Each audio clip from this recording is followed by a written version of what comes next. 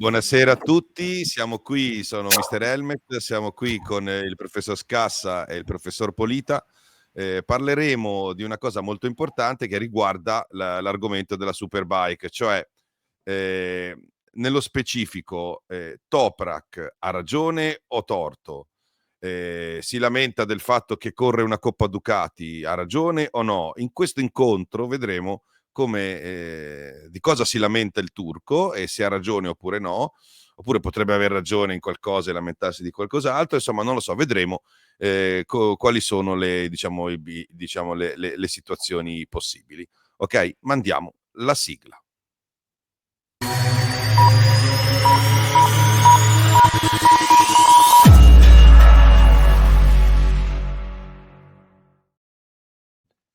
Oh, eccoci qui, buonasera. Il professor Polito stava bevendo Buonasera.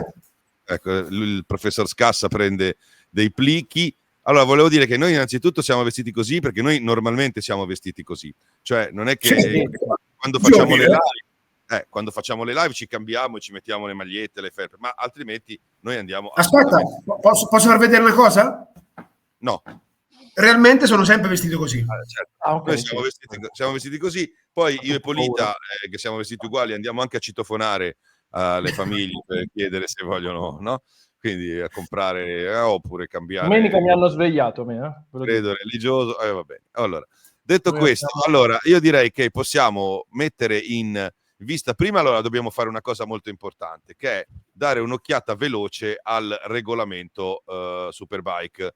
Nelle pagine, vi abbiamo risparmiato le prime 83 pagine, andiamo direttamente alla pagina 84 fino alla 91, ma è un riassunto questo, è un riassunto che parla della pagina che parla di telaio, telaietti e forcelloni. Ok, il sistema delle super concessioni è una regolamentazione basata sulle prestazioni che consente ai produttori di introdurre aggiornamenti se le moto risultano sottoperformanti. Fino a qui ci siamo, parliamo di telaio, telaietto. Allora, la BMW ha avuto delle super concessioni perché la sua moto, essendo nuova, era sottoperformante. 2024, inizio 2024. Inizio 2024, avete visto che poi ha vinto il mondiale. Allora, approvazione delle parti super concessioni, devi presentare le parti, devi fornire i dettagli 14 giorni prima del controllo tecnico, le specifiche una volta approvate rimangono per l'intera stagione, la disponibilità deve essere per tutti i team, quindi se hai un team clienti devi poterli fornire, devi essere in grado, e poi ci sono delle limitazioni di omologazione. Se un costruttore introduce una nuova moto omologata, le super concessioni rimangono valide solo se non vengono fatte modifiche significative al telaio o alle parti coinvolte. Parliamo di concessioni a telaio, telaietti e forcelloni, quindi no motore, no elettronica, no sospensione, niente. Allora, le modifiche, cosa si può fare? Rinforzi, tubi o piastre, ok? E fino qui sono cose normali. Inserti regolabili per le posizioni di montaggio del motore, se presenti, questo è il caso di BMW, credo. Cuscinetti della testa dello sterzo, non ne ho contezza se è il caso di BMW, e il fine corsa dello sterzo originali possono essere rimossi, ma deve essere messa una soluzione alternativa. Però io credo che il caso di BMW sia gli inserti regolabili, le regolazioni del montaggio del motore, credo, ok? Poi ci sono le restrizioni, il telaio principale deve rimanere come omologato, i punti di fissaggio del leveraggio della sospensione devono rimanere nella posizione omologata, non li puoi spostare, le staffe del motore sul telaio non possono essere modificati, ok? Fino a qui ci siamo? Ci sono obiezioni? No, diciamo che questo è il regolamento. Allora, regolamento sul forcellone. Il forcellone è un po' più complicato. Inserti regolabili per il perno. Se la posizione è fissa nella versione omologata può essere esplorata fino a 5 mm radialmente, sono moltissimi. Moltissimi. Sono consentite le modifiche nella zona del perno forcellone, incluso saldatura e lavorazione meccanica. Capite che cambia radicalmente il forcellone. Certo. Cambiare la zona del perno del forcellone è un'altra motocicletta, me ne accorgo anch'io se lo fai. E soprattutto saldatura e lavorazione meccanica in cosa impattano su tutte le reazioni. Poi in Superbike il forcellone proprio loro lo cambiano fisicamente. Certo, quindi impatta. Cambiare saldatura e lavorazione meccanica impatta praticamente ogni tipo di reazione che la moto ha in rettilineo. Diventare più rigido, cambia tutto, è un mondo, si apre un mondo. Si apre un mondo, tanto è vero che la crisi del collaudatore di gomma Polita è cosa collaudo io? Per quale perno di Forcellone e per quali Forcellone? Perché alla fine, se no, più o meno, sì, questo è. Ti trovi a collaudare 50 gomme o una, dipende da quello, no? Le restrizioni. Allora, se passa attraverso il carter motore, il foro di montaggio del carter può essere lavorato per ingrandirlo, ma la saldatura è vietata. Okay. Questo non mi è chiaro. Non dovrebbe essere il caso BMW. Non mi ricordo, l'ultima non l'ho vista, però non sono sicuro. Allora, se tiriamo fuori la foto della moto BMW, ci aiuta ma non ci cambia la giornata, per cui noi qui stiamo leggendo il regolamento perché dobbiamo capire cos'è che non va. Quindi il telaio modificato può essere disponibile come optional part per i team supportati. Questo vale per tutto, perché tutte le parti c'è il catalogo e c'è anche il price cap, mi sembra di ricordare, adesso non mi ricordo, però è così. Allora, le parti super concessioni come componenti devono essere approvate e rese disponibili a tutti, l'abbiamo letto. Un massimo di un aggiornamento di omologazione per stagione, ok? Quindi non puoi fare le prove, quello che hai omologato, quello ti tieni. E poi questo è molto importante, se un costruttore vince 2 gare asciutte, perde il diritto a ulteriori aggiornamenti super concessione per il resto della stagione. Ulteriori aggiornamenti, però non perdi quelli che hai già omologato, ok? Questo è il regolamento 25, giusto? Sì, questo è il regolamento 25, è l'ultimo che sì, ok. Okay. Questo sistema garantisce che i costruttori sottoperformanti possano migliorare le loro moto, eccetera. Allora, questo adesso è la cosa più importante, ok? Questo è il tema dibattuto da BMW più che da Toprak, perché vedremo che Toprak ha fatto un'altra analisi. Cosa succede quando le super concessioni terminano? Quando un costruttore supera la soglia di prestazioni consentita, vince 2 gare asciutte, cioè si applicano le seguenti conseguenze. Già la parola conseguenze è negativa. Allora, fine degli aggiornamenti. Il costruttore perde il diritto di introdurre nuove parti di superconcessioni, per quelle vecchie se le tiene, ok? Sì. Cioè le concessioni, riassumo, Alex, dimmi se è giusto, te le danno finché tu non vai male. Quando smetti di andare male, smettono di dartele, ma finché vai male te le danno, ok? Ok. Le parti già approvate possono essere ancora utilizzate, attenzione, ma non possono essere ulteriormente sviluppate e aggiornate. Questo secondo punto ve lo tenete perché è il punto chiave di BMW. Congelamento dello sviluppo di telaio e forcellone. Una volta revocate le superconcessioni, il costruttore non può modificare telaio, telaietti e forcellone oltre i limiti standard del regolamento Superbike. Ci teniamo anche a questo punto, perché questo punto potrebbe essere la risposta di Dorna. Eventuali modifiche devono rientrare nelle normali regolazioni tecniche, eccetera. Cambiamento dello status, questo è molto importante. BMW, esempio, non è più classificato come sottoperformante e deve competere alle stesse condizioni degli altri marchi di successo. Si applicano le norme di omologazione standard che limitano le modifiche importanti per una per stagione. Una per stagione. Implicazione per team o piloti. I team che utilizzano moto di quel costruttore devono continuare con l'ultima versione approvata. Attenzione, delle parti super concesse, senza ulteriori aggiornamenti. I piloti potrebbero dover adattare il proprio stile di guida perché non saranno più disponibili modifiche per bilanciare le prestazioni. Finisce qua. L'ultima è una frase buffissima. Ma dimmi un po'. Cioè, vabbè, ma glielo dicono perché quelli che magari non sanno, il pilota dice cosa faccio? Guido come prima e mi schianto? No, quasi no, nel regolamento c'è scritto che devi cambiare stile. Devo cambiare stile, cioè anche un po' con lo stile un po' più tamarro o meno tamarro a seconda delle concessioni. Come noi, camicia stasera, tipo così. Allora, esatto, fa ridere questo. Allora, cosa succede?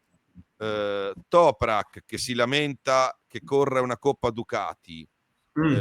Allora, praticamente cosa è successo? Cerchiamo di capire cosa è successo. Cioè BMW, in base a quello che dice, si è presentata all'omologazione della Superbike con la moto con le super concessioni, quelle dell'anno scorso, comunque aveva vinto l'anno scorso. E non hanno praticamente colto il fatto che una volta che sono tornati vincenti tornano a essere dei normali partecipanti. Questo dice, però questo e quindi fa fede al regolamento standard. Ma il regolamento standard di BMW, cioè BMW a quale regolamento deve obbedire? A quello dell'ultima moto che aveva o a quello perché BMW dice, il regolamento dice che tu rimani con l'ultima moto che avevi. Sì, un po' più su, mi sa. Sì, così? Più su. No, più giù. Ok. Sì, su col foglio.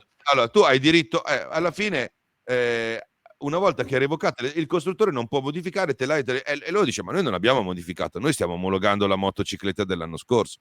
Sì, e allora oltre i limiti standard. Esatto, è questo. Allora, e Dorna dice, però la moto dell'anno scorso non puoi più usarla perché non sei più sottoperformante. Come funziona la cosa? Allora, in teoria, diciamo che un ragionamento logico dice che in base alla lettura del regolamento tu puoi continuare a correre con l'ultima moto che hai corso, con cui hai corso. Però adesso bisogna dire che praticamente cosa succede? Che Dorna questi regolamenti non li fa cioè il regolamento, cioè, dipende sempre l'equilibrio, cioè questi regolamenti sono in base ad un equilibrio, non sono immutabili. Ok, questo è il senso. Non so cosa ne pensate voi. Cioè, io credo che Dorna tira un po' i fili della situazione, gioca con degli equilibri un po' grigi, nel senso che comunque è interpretazione, cioè non puoi usare la moto dell'anno scorso. Non puoi usare la moto dell'anno scorso, ma poi devi usare la roba omologata, ma io ho usato la moto dell'anno scorso, allora perché non posso più usarla? Comunque è poco chiaro. Esatto, allora, è interpretabile, perché io ho capito questo, cioè che Dorna, che lo diceva Scassa poi ieri questo, cioè il fatto che Dorna dica no al telaio di Toprak vuol dire che è molto performante, cioè è assolutamente... Certo. Vuol dire che la moto dell'anno scorso non era regolamentare a sto punto. Sì, no, allora no, era regolamentare perché non era regolamentare perché aveva le super concessioni, quindi era però è un loop che ha un problema. Io quando studiavo sistemi a scuola, questo era un problema non mi ricordo come si chiama, però c'è proprio un problema strutturale, nel senso che se tu fai una modifica e il sistema di controllo ci mette troppo tempo a controllare, dopo torni indietro. E quindi cosa succede? Che tu devi correre un anno con le super concessioni, torni indietro perché vinci, ricorri con la moto vecchia, hai bisogno delle super concessioni, te le ridanno, ritorni con le super concessioni, quindi dovrebbero fare un anno sì, un anno no, teoricamente. Allora diciamo che BMW dice io devo correre con l'ultima moto che avevo ed è questa, e Dorna gli dice ma tu non sei più sottoperformante, quindi la logica dice che ha ragione BMW, però noi sappiamo che Dorna questi regolamenti li fa a scopo di equilibrio. Quindi è anche un po' come quando è uscita la Panigale. Ok, ed è qui è in dubbio. Ma che equilibrio? Se io posso usare, allora, sempre regolamento posso usare l'ultima versione che andava bene. Per quale motivo in questo momento non la posso più usare? Era troppo performante? Ero fuori regolamento? No, allora era praticamente così, era troppo performante prima, ma ne avevi diritto perché eri sottoperformante. Adesso che non sei più sottoperformante, cioè, vi ricordi quel cartone animato? Sono Robin Hood, rubo ai ricchi e do ai poveri, rubo al milione e uno glielo dà quell'altro. Ah, finalmente sono ricco, arriva Robin Hood. Sono Robin Hood, rubo ai ricchi per dare ai poveri e gli ruba. Guarda che allora io a scuola, come ha fatto Luca, non ci sono andato, ma il problema è quello. Perché infatti questo esempio l'ho fatto per te, Alex, non l'ho fatto per Scassa. Cioè, capito? Il problema è che la moto dell'anno scorso era performante come le altre per le super concessioni, quindi la moto non dovrebbero più poter fare sviluppi su quella moto, a logica. Cioè il BMW 2024 dovrebbe diventare una base standard del 2025. Però tu te la ricordi la Panigale quando è uscita? La Panigale quando è uscita, V2, andava già fortissimo, tanto che aveva 50.000 tipi di strozzature. Poi dopo gliele cambiavano, no, non solo la Panigale, va detto, anche l'MV Agusta F3 aveva questi problemi. E si incazzava, una volta Genesio si incazzava giustamente, e una volta si incazzava a quadranti, no? Dopodiché, va detto questo, hanno fatto vincere alla Yamaha R6 con delle super concessioni, ve le ricordate? Avevano il Blim, avevano hanno fatto vincere un campionato in più di quello che naturalmente avrebbe dovuto vincere, perché quando è arrivata nuova la Ducati Panigale era pronta già subito, e hanno aspettato un anno. Era anche troppo, Cioè, anche troppo. Ho capito, però se tu sai fare bene le motociclette non è colpa tua. Allora, è diverso il caso della BMW, perché Ducati quella moto l'aveva fatta così, mentre BMW ha dovuto avere il telaio. Adesso BMW c'ha la moto così e gli dicono no, così è troppo, non puoi partecipare. Ma è che torni indietro di 2 anni, cioè non ha senso. Io lo capisco, quello BMW. Secondo me è giusto che il telaio di Toprak 25 debba essere fermo alla fine 24.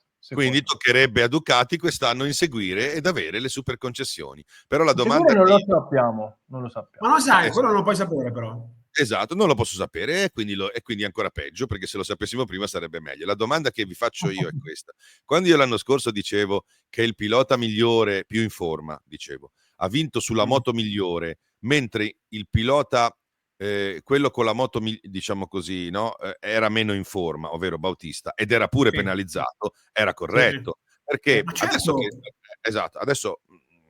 No? E quindi il tema è che questo quando tu hai una bilancia elettronica che ci metti la mano sopra o sotto per controllarla, dopodiché non ti tornerà mai. Quindi non tornerà mai. Ma certo, condivido. Allora, a parte che parto un pochino più da lontano, sono personalissima opinione, mettere mano continuamente sugli equilibri, come adesso ti hai fatto della metafora della bilancia, è complicatissimo. Se tu sei bravo a fare una motocicletta, in questo caso Ducati o BMW, è inutile che sto lì a gestire con i regolamenti strozzature o non strozzature. Sono bravo, vediamo fino a che punto si arriva. Pertanto non sarà mai equa la cosa, è impossibile, è complicatissimo far sì che sia omologato.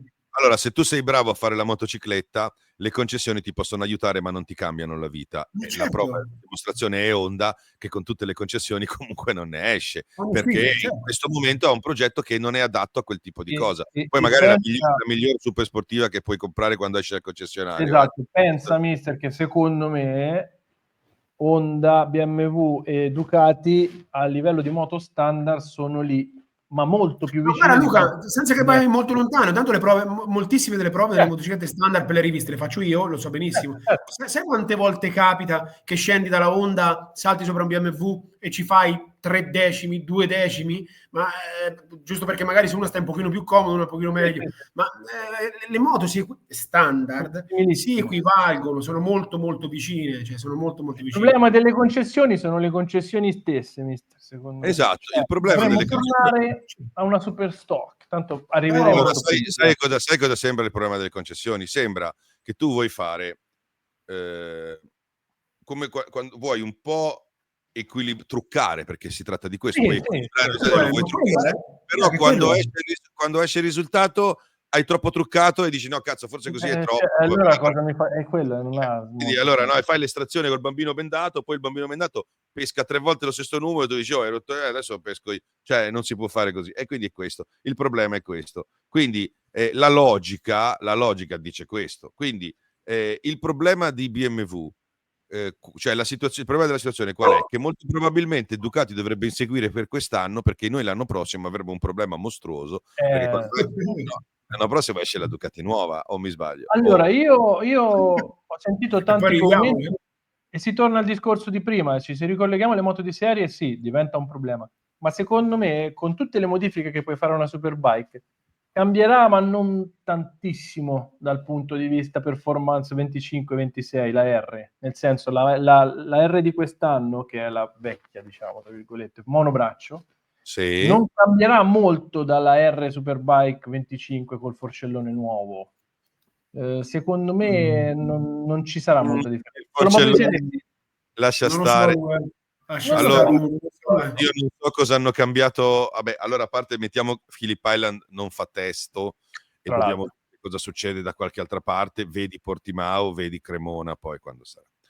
Però io ho visto una Ducati, cioè ho visto una BMW molto in difficoltà, molto più in difficoltà, mi sembra quella di due anni fa, di prima che arrivasse Toprak.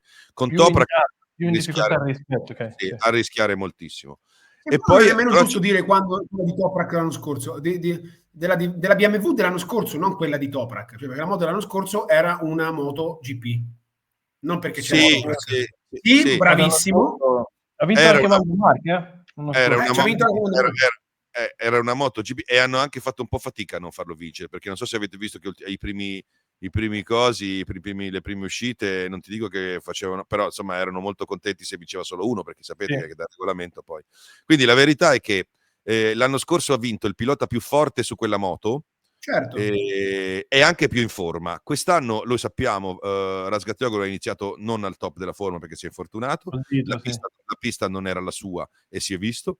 Si è visto anche l'anno scorso, perché anche l'anno scorso ci sono stati fatti gli stessi risultati più o meno. Ha preso meno punti di quest'anno e nessuno si è scandalizzato per questo. Abbiamo visto un Bulega assolutamente in palla, e l'anno scorso c'era un Bautista zavorratissimo e anche molto infortunato, perché era infortunato, ti ricordi, dalla spina della MotoGP, aveva problemi della caduta di Jerez, Poi all'inizio non avevano trovato bene il bandolo della matassa con il posizionamento di quel sovrappeso che dovevano mettere, avevano sbagliato a metterlo in un posto. Insomma, dopo sono andati durante la stagione. C'erano un sacco di variabili. Esatto, io dico sempre non per ultima l'età, è inutile per quanto io sono stato...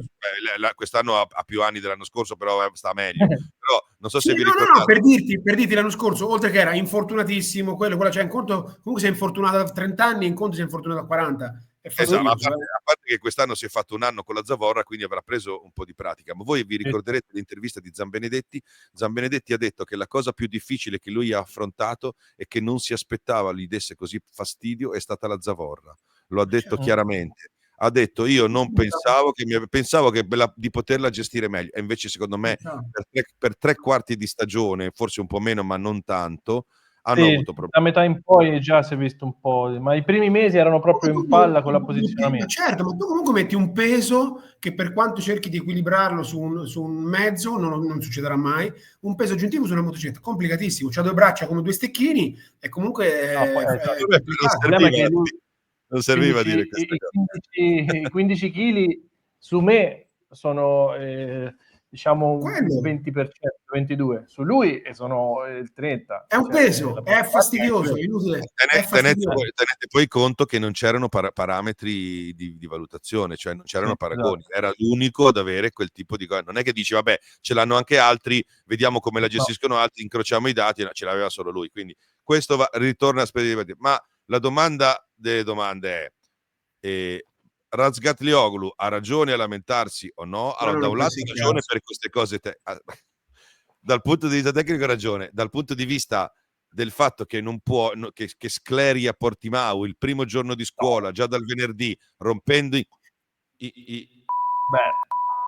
su questo è la cosa strana, la cosa lì non va bene, è questa la rottura di, cioè, non so se siete d'accordo, cioè, non credo che è un campione di motociclismo, ma non credo che nei modi e nei momenti tatticamente non credo sia il più forte di tutti, ecco.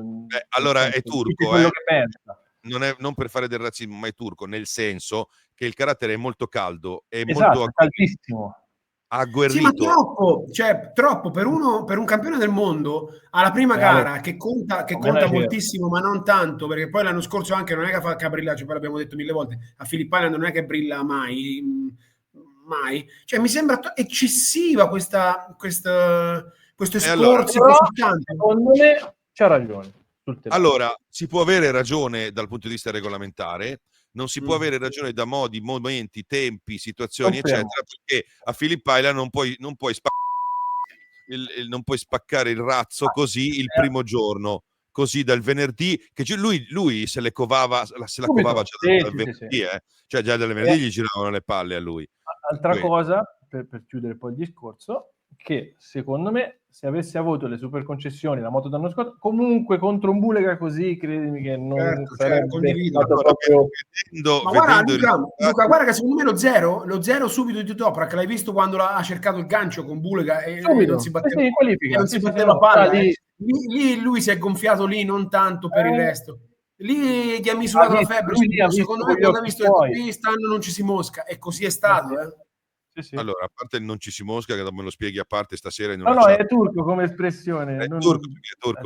Allora, no, volevo dire che secondo me, questo lo dimostrava una grafica che mi aveva mandato Aruba, che nella chat, quella dei giornalisti, no? In cui sono illecitamente inserito, però voglio dire, certo, mi aveva dato dove praticamente Bulega ha fatto primo in tutte le sessioni, anche dall'aeroporto. Quando vai dall'aeroporto vai a prendere la macchina a noleggio, ha fatto primo anche là, poi ha fatto anche primo. È arrivato primo. Sì, ha ritirato il bagaglio per primo, già da quando è arrivato. Poi macchina a noleggio è arrivato primo in hotel, primo in pista, fa tutte le sessioni. E secondo me a quello già gli giravano le palle. Poi ha detto, non abbiamo la concessione quest'anno. E allora io qua, là... Incazzato come un turco, fra l'altro. E alla fine è andato meglio dell'anno scorso. È andato meglio dell'anno scorso. Ha fatto anche una mini vaccata, che io erroneamente ne farò sempre colpa, attribuita a Battista in gara 1, e ha fatto una super race nervosa, ha spaccato un cupolino che noi non siamo d'accordo su questo, quindi quindi alla fine cosa succede? Cosa succede? Che il primo giorno di scuola ha fatto un casino inutile, quindi allora si può riuscire ad aver torto anche quando si ha ragione. Noi siamo maestri in questo, io, politica, Scassa, cioè abbiamo dimostrato che anche avendo ragione, anche online soprattutto. Riusciamo ad avere torto. Io poi mi vanto è una cosa che vi ho probabilmente attaccato io anche come malattia, e quindi Polita non ne parliamo, voglio dire, se ha fatto la sua carriera è costellata di queste brillanti uscite, brillanti iniziative, e quindi alla fine cosa succede? Che secondo me, pur avendo ragione, perché è molto grigia la faccenda del regolamento, cioè tu non puoi dire a uno ti do la concessione e dopo quando vinci te la tolgo, ma nel senso che non puoi usare neanche la moto vecchia. Ma anche perché loro ci hanno speso anche dei soldi, cioè non è che... Vabbè, io su questo... Allora, secondo me è saltata anche una testa, che è quella di Bongers, che per come lo giudico io, mi perdoni, poteva saltare anche prima, però io credo che in BMW questa cosa, visto che l'amministratore delegato ci tiene troppo, lì, quello M Torra, ci tiene troppissimo, e deve aver detto, secondo me tu dovevi essere più chiaro, non l'hai spiegata bene, ti eri fatto dire di sì e di no e adesso salti, ipotizzo una roba del genere. È anche vero che Dorna queste cose le fa obbedendo all'imperativo suo che ha di equilibrare a tutti i costi, cioè se l'equilibrio è troppo equilibroso, io lo disequilibrio per equilibrarlo. Non so se avete capito questa roba. Cioè la super concessione serve se la moto non va, se la moto va la super concessione è giusta e deve rimanere, secondo me. Posso dire un'altra roba peggio? La super concessione tu non la dai e basta, e chi non è capace, come dice Polita, si incuba. Cosa che dice? Si incunea, quello che dice lui, insomma, capito? Si incura comunque, ok, grazie.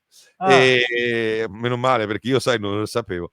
E quindi adesso cosa succederà? Che frigneranno tutto l'anno. Ma mi sorprende quello, a me mi sorprende più quello che tutto il resto. Ti sorprende. Tu sei un pilota, io sono rosicone comunque anche se non essendo pilota. Secondo voi uno perde e dice sì, perdo perché io quest'anno non vado tanto bene? Certo, però è stata troppo eccessiva, c'è qualcosa, troppo. Qualcuno follia dice un messaggio a BMW, secondo me il messaggio a BMW non lo so, cosa può chiedere in più, poveretti, cioè secondo me era anche l'unica cosa che stava succedendo in Australia, anche perché sì, ho capito, ma lo scazzo c'è stato, lui ha sclerato bruttissimo. Però ne hanno parlato tutti perché non c'era altro, cioè vince Bulega, posto, finito. O fa di tutto, o c'è un progetto più grande, poteri forti, fa sì che veramente è tutta una strategia per farsi cacciare. Dicono una puttanata grandiosa, che magari ha accordi più importanti per il 2026 e fa di tutto per andare sul cazzo alla BMW. Allora devi accoltellare qualcuno ma comunque l'audio di Toprak era tipo questo. Senti, a pezzo di merda, io vengo da Piano Romano, capito? Io ti stampo la siquina in faccia, vieni fuori, c'ho il click in macchina, tu faccio vedere io come mi chiamo, sto stronzo. Senti, capito? No, questo era Rascatinò, tipo sabato. L'aveva con Bulega. No, con quelli lì della Dorna, forse. Non lo so, può darsi, sì. In generale, ma con chiunque, secondo me, anche se passavi tu, ti diceva, per oggi ho fatto un po' fatica, senti, a pezzo è così. Quindi, allora, riassumendo, Polita, tenendo calmo Polita, che mi ha detto, mi raccomando, non ci schieriamo contro Toprak, che è una cosa che mi ha chiesto in privato. No, ma io non è che mi schiero contro Toprak, tu lo sai quello che no, io voglio difendere Toprak questa volta, perché non è giusto, perché sai che io quanto lo stimo. Fra l'altro il poster autografato che mi ha fatto si è un po' rovinato perché gli ho fatto un orecchio e adesso ne chiedo un altro. Allora, praticamente BMW ha quasi ragione, al netto di qualche interpretazione che si può fare del regolamento, però non puoi stracciare il pazzo con la P, ho detto. Non puoi stracciare il mazzo il primo giorno così, appena arrivato, senza vedere che magari a Portimao fai i buchi in terra. Come è possibile?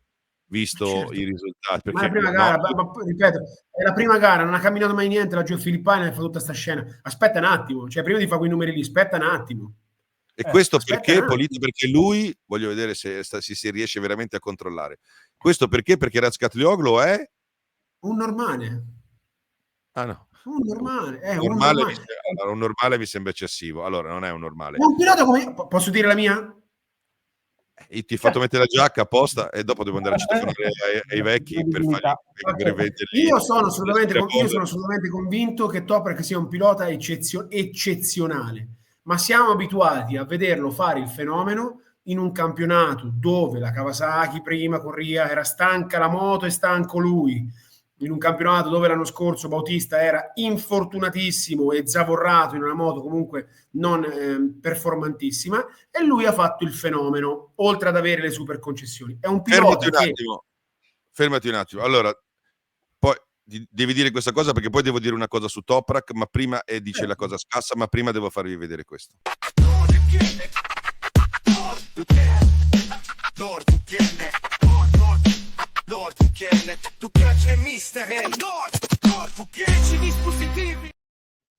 Allora, contro le incazzature, vi posso dire, online e offline, cioè quando accedete, c'è NordVPN, ok? Voi se vi rubano gli account, se la privacy ve la violano, se non riuscite a connettervi, avete problemi, se non riuscite a guardare la Superbike perché siete in trasferta all'estero o viceversa, vedete, nordvpn.com/Mr. Helmet, nordvpn.com/Mr. Helmet, e cosa fate? Vi installate NordVPN fino a 10 dispositivi, quindi tablet, telefonino, smart TV, anche Apple CarPlay, tutto dove puoi installare l'app, lo installate e navigate sicuri anche con le wifi a scrocco, Polita, dove vai tu che non vuoi pagare le wifi a scrocco. Sì, lo sappiamo. Lì sei sicuro, ma poi soprattutto ti geolocalizzi e hai anche l'anti-malware se scarichi qualche porcheria, e sappiamo tutti come può quello succedere. Già più probabile, poi per il resto però con NordVPN non ti succede, perché c'è il servizio anti-malware e ti blocca. Dopodiché andate su nordvpn.com/Mr. Helmet, guardate le offerte e lo sconto che avete grazie a NordVPN, che ho chiesto al signor e alla signora VPN, perché loro vanno sempre insieme, se vogliono venire a Cremona, che li incontriamo, ha detto forse veniamo a Cremona. Mi ha detto Gianni e Martina NordVPN, sono loro due, così. Mi hanno detto che forse vengono a Cremona e vogliono parlare con Polita di questo suo odio nei confronti di Toprak, perché hanno detto che possono aiutarlo con una connessione sicura a navigare più tranquillo anche nella vita. Ok, questa è una cosa molto importante. Quindi sì, loro ti possono aiutare. Sì, come è importante, come lì tu troverai la tua pace. Ok, Scas, allora finisci con via il plico? Vuoi aprire il plico o metterlo via? No, cosa c'è? Via, vabbè, ho finito. Cioè, era il plico mica da ridere. Cosa è servito? Federica. Cosa è servito quel plico lì? Non si sa. Un po' di scena, perché la camicia è servita. Certo, va bene. Polita, volevi dire qualcos'altro? No, dicevo che secondo me noi siamo abituati a vederlo fare il fenomeno in un momento dove comunque la Superbike era un pochino per Bautista che non era in forma, la moto non performante, bla bla bla, Ria che comunque c'aveva una Kawasaki, c'ha 40, cioè ha fatto il fenomeno in un momento storico della Superbike dove comunque poteva fare il fenomeno. Adesso che la faccenda si è un po' livellata, batte i pugni, ma io aspetterei uno e poi se prendi paga, ma che io c'ho un'altra idea ancora. Secondo me in cuor suo lui se l'è presa così tanto. Allora, mentre dici le tue cose, puoi stare fermo con le mani così e togliere la mano dalla bocca, così io faccio lo screenshot per la foto, perché me l'ha chiesto il signor Carburo. Ok. Comunque dicevo che secondo me in cuor suo lo sa, ogni pilota sa in cuor suo il valore. E lui quest'anno gli gira le palle perché sa di essere come gli altri. Rigira il pallet, ha detto Scassa. Lui quest'anno rigira il pallet. Sì, perché è avanzato dall'anno scorso. Scassa, cosa vuoi dire tu? Vuoi fare una chiosa elegante su questo tema? Io credo che per evitare tutti questi problemi bisogna, che secondo me partirà tutto dalla MotoGP che diventa 8,50, la Superbike dovrà andare. Secondo me in quel momento lì avremo una specie di Superstock o Superbike Evo, che allora lì la Superstock, ci vuole la Superstock, ragazzi. La Evo che non è extravergine di oliva, è Evolution, okay? Quella di Salone. Però ci vuole la Superstock per togliere i problemi di regolamento, non ci vogliono regolamenti complicati. Tanto è semplicissimo. Finito. È una cosa di questo, è una cosa di coordinazione mano-piede. È una cosa... Noi correvamo con la frizione, non stavamo col cambio. C'ho un avambraccio come i tennisti. C'avevo il braccio destro così che non era per altri giochi, ma era per togliere dal gas. Adesso non cominciate con i ricordi di Ubbiali, Omobono Tenni e Luigi Cavanna. Cioè, Chi? Omobono Tenni? Chi è? Omobono Tenni. No, Omobono è uno stile di guida al contrario di Marquez. Di un'ignoranza assoluta. Omobono Tenni era il Sam Lowe's cioè guidava tutto al contrario di come vedevi. Al contrario. Omobono e Luigi Cavanna, il diavolo Cavanna, neanche sai chi è. Neanche scassa. Devo fare uno speciale, mister. No, devo fare uno speciale su questi personaggi qua. Va bene, grazie a tutti. Non sapevo che era il massaggiatore di Coppi, no? No, questo correva in motocicletta. Probabilmente. Dai, ne parleremo. Comunque eravamo andati bene fino adesso, sembravamo quasi preparati e così alla fine ci siamo rovinati tutti. Va bene, cosa mangiate voi stasera? Le carote? Ce l'ho qua. Merluzzo e verdure saltate, zucchine, carote. E il dottore a che ora passa poi? Cioè... No, noi sempre così, sempre. Non lo so io. Purtroppo è così. Poi ti misurano la febbre e vai a dormire, madonna. Ecco perché voi siete così e io invece mi sono ridotto così. Ciao a tutti da Luca Scassa, Alex Polita. Alex, dobbiamo andare a citofonare i vecchi e vendergli... Adesso arrivo, aspetta, vengo a prendere. Scassa, tu non sei dello stesso colore, non sento nada. No, io... Polita, Luca Scassa e Mr. Helmet. Ciao a tutti e anche oggi ci siamo fatti voler bene. Ciao.